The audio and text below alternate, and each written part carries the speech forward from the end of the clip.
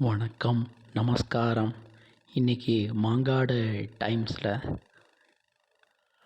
என்ன பார்க்க போகிறோம் அப்படின்னா, ஏகாதசி முடிந்து மறுநாள் துவாதசி அன்று என்ன உணவு வகைகளை நம் டயட்டில் இருக்க வேண்டும் என்பது பற்றிய ஒரு தகவல்கள் ஆன்மீகம் கலந்து நான் உங்களுக்கு தரப்போகிறேன்.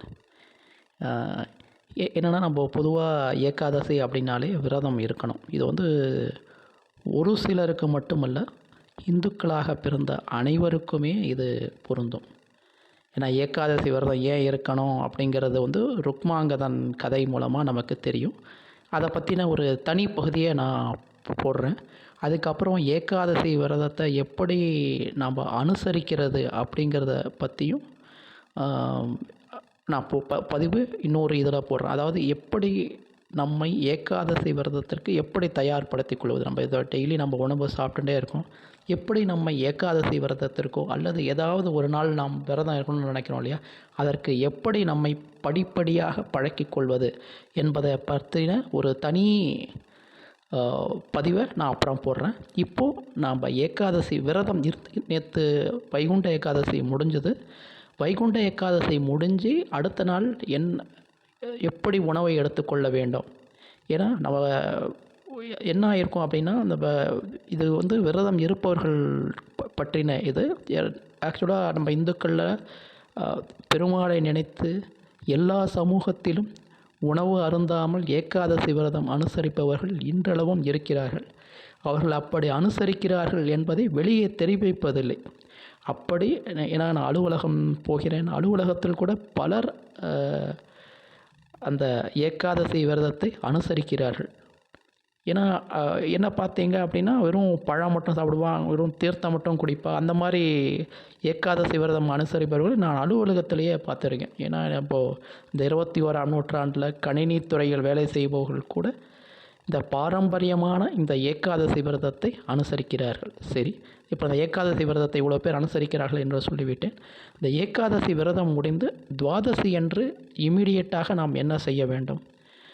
என்னென்னா, ஏகாதசி விரதம் இருந்து முடித்து விட்டோம். நம்ம என்ன பண்ணணும்னா, விரதத்தை முடித்ததற்கான அறிகுறியாக என்னென்னா, நம்ம முதலில் துளசி தீர்த்தம் எடுத்துக்கொள்ள வேண்டும். துளசியை என்ன பண்ணணும்னா, முதல் நாளே பறித்து வைத்து கொள்ள வேண்டும். ஏன்னா துவாதசி அன்று துளசி இலையை பறிக்கக்கூடாது என்று ஒரு சாஸ்திரம் இருக்கிறது. அதனால் துளசியை எடுத்து வைத்துக்கொண்டு அந்த துளசியை தீர்த்தத்தில் போட்டுக்கொண்டு இந்த துளசி தீர்த்தத்தை எடுத்துக்கொண்டு நாம் விரதத்தை, அந்த ஏகாதசி விரதத்தை நாம் நிறைவு செய்ய வேண்டும். பிறகு ஏன்னா ஸ்நானம் முன்னால் கூட நம்ம ஏன்னா ஆக்சுவலாக நான் என்ன பண்ணேன்னா, இன்றைக்கி வைகுண்ட ஏகாதசி அப்படின்னால நான் தீர்த்தம் கூட குடிக்காமல், அதாவது வாட்டர் கூட குடிக்காமல் கம்ப்ளீட் விரதம் இருந்திருக்கேன். அதனால் என்ன ஆயிருக்குன்னா, உணவு பாதையில் நிறைய வாயு தேங்கி இருக்கும். அப்புறம் பல பல விஷயங்கள் நடந்திருக்கும். ஆனால் என்னால் முழுசாக இருக்க முடிஞ்சது. அது அது பகவத் சங்கல்பம், பெருமாளுடைய அனுகிரகம் எல்லாமே சேர்ந்தது. இப்போ நான் இந்த விஷயத்துக்கு வரேன். ஏகாதசி விரதம் இருந்திருக்கேன் இல்லையா, இப்போது நான் துவாதசி அன்னைக்கு என்னென்ன சாப்பிடணும் அப்படிங்கிறதுக்காக தான் முதல்ல இந்த அகத்திக்கீரை புகைப்படத்தை நான் காண்பிச்சிருக்கேன். நம்ம உணவு வகையில் என்னென்ன இருக்கணும்னா, முதல்ல அகத்திக்கீரை இருக்கணும். அதற்கு பிறகு நெல்லிக்காய் இருக்கணும். அப்புறம் சுண்டைக்காய் இருக்கணும். வாழைக்காய், முடிந்தால் வாழைக்காய் பச்சடியோ அல்லது வாழைக்காய் பொரியலோ இருக்க வேண்டும். அப்புறம் வேப்பம்பூ கலந்த ஒரு சாத்தமுது அப்படின்னு சொல்லுவார்கள் இல்லையா, வேப்பம்பூ கலந்து உணவில் வேப்பம்பூவை ஆக்சுவலாக வேப்பம்பூ என்ன பண்ணுவோன்னா, வேப்பம்பூ இப்படி பச்சையாக சாப்பிடக்கூடாது. வேப்பம்பூ காய்ந்த பிறகு அந்த வேப்ப மரத்தை சுற்றி அந்த வேப்பம்பூ விழுகும். இந்த காஞ்ச சருகு, அந்த சருகை அந்த வேப்பம்பூவை பொறுக்கி காய வைத்து உலர வைத்து பிறகு அந்த வேப்பம் பொடி செய்து அந்த அந்த வேப்பம் பொடியை நாம் நெய் கலந்த சாதத்துடன் உணவு உட்கொள்ள வேண்டும். இது ஒன்று வேப்பம்பூ. அதுக்கப்புறம் ஏலக்காய் கலந்த ஸ்வீட் குறைச்சலாக இருக்கக்கூடிய ஒரு பாயசம் நம் உணவில் இருக்க வேண்டும். இதுதான் இந்த 4ஐயும் நாம் இதில் சேர்த்துக்கொள்ள வேண்டும். 6 விஷயங்கள். முதலில் அகத்திக்கீரையை வந்து நாம் அகத்திக்கீரையை மசியல் செய்தோ அல்லது ஒரு பொரியல் செய்தோ நாம் இந்த அகத்திக்கீரையை வெல்லம் சேர்க்காமல் அகத்திக்கீரையை எடுத்துக்கொள்ள வேண்டும். ஏன்னா ஒரு சில பேர் என்ன பண்ணுகிறார்கள் என்றால், அகத்திக்கீரையோட கொஞ்சம் கசப்புத்தன்மை இருக்கும் இல்லையா, ஓர்ப்புத்தன்மை கசப்புத்தன்மை இருக்கணும். ஏன்னா இது வாயு சேராமல் இருக்கிறதுக்கு உடம்பு பாயில், ஏன்னா ஒரு நாள் பூரா பட்டினி இருந்திருக்கும் இல்லையா, அதனால் இந்த வாயு சேராமல் இருக்கிறதுக்காக இந்த அகத்திக்கீரையை நாம் உணவில் சேர்த்து கொள்ள வேண்டும். அதற்கு பிறகு என்னென்னா, நெல்லிக்காய் இருக்கு இல்லையா, நெல்லிக்காயை பற்றி நமக்கு பல மருத்துவ குணம் இருக்குது. அந்த நெல்லிக்காய் வந்து நமக்கு தோற்பு சுவையை கொடுக்கும். அது என்னென்னா, நம்ம இவ்வளோ இந்த செரிமானத்தையும் நமக்கு தூண்டும். ஏன்னா நேற்று பூரா பட்டினி கிடந்திருக்கோம் இல்லையா, அதனால் அந்த செரிமானத்தையும் தூண்டும். இந்த பாருங்கள், நெல்லிக்காய் பற்றின குறிப்பு இருக்குது.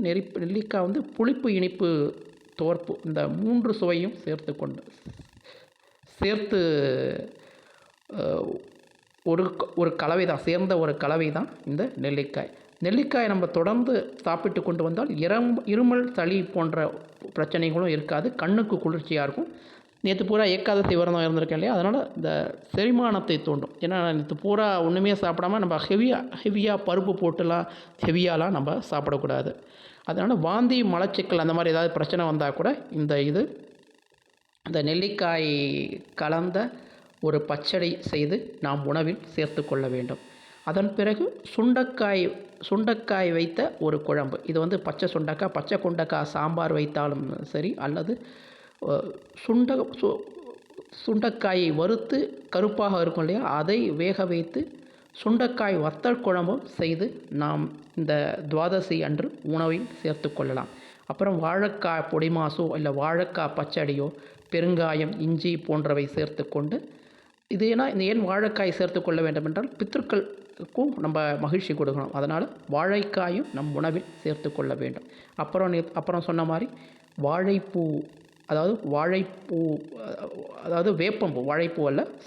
வேப்பம்பூ பச்சடி செய்து, வேப்பம்பூ பச்சடியோ வேப்பம்பூவை உலர வைத்து அதை சாதத்துடனோ கலந்து நாம் உணவு உட்கொள்ள வேண்டும். அதன் பிறகு ஏலக்காய் செய்த ஒரு பாயசமும் நாம் உணவில் சேர்த்து கொள்ள வேண்டும். முடிந்தால் வெள்ளை பூசணி இருக்கு இல்லையா, வெள்ளைப்பூசணி வந்து கூட்டு செய்து நாம் ஏகாதசி முடிந்து துவாதசி அன்று நமது உணவு டயட்டில் நாம் இதையெல்லாம் சேர்த்து கொள்ள வேண்டும்.